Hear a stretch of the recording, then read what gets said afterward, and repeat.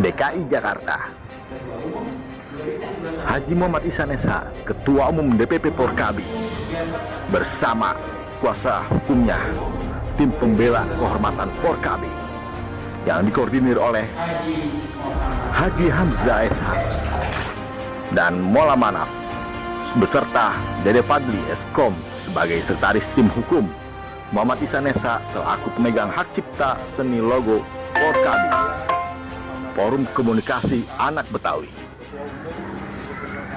Ke Polda Metro Jaya melaporkan Dr. Andes Haji Abdul Goni, anggota DPRD DKI Jakarta dari fraksi Partai Gerindra,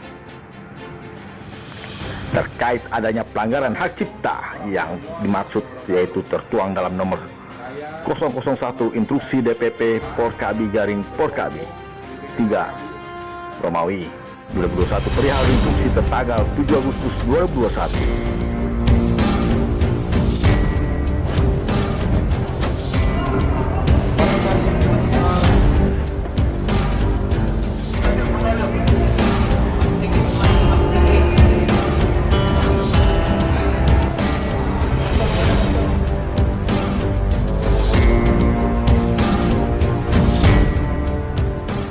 Lebih lanjut dijelaskan kuasa hukumnya Yudi Irawan SH, pihaknya sebelum melakukan laporan polisi ini telah melakukan somasi pertama dan kedua kepada saudara Haji Dr. Andes Abdul Goni.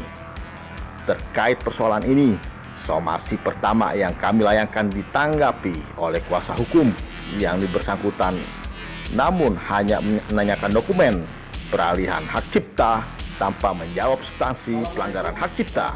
Kemudian kami memberikan tanggapan atas surat Dr. Andes Haji Abdul Goni melalui kuasa hukumnya sekaligus memberikan somasi.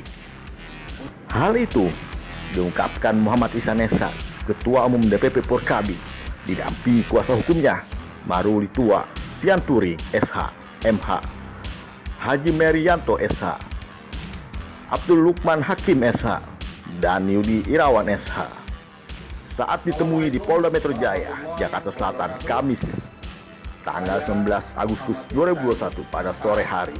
Ketua Umum DPP Porkabi. Kedua dan terakhir, namun tidak ada tanggapan. Oleh sebab itulah kami pihak Muhammad Ihsan SH melanjutkan prosesnya kepada pihak yang berwajib.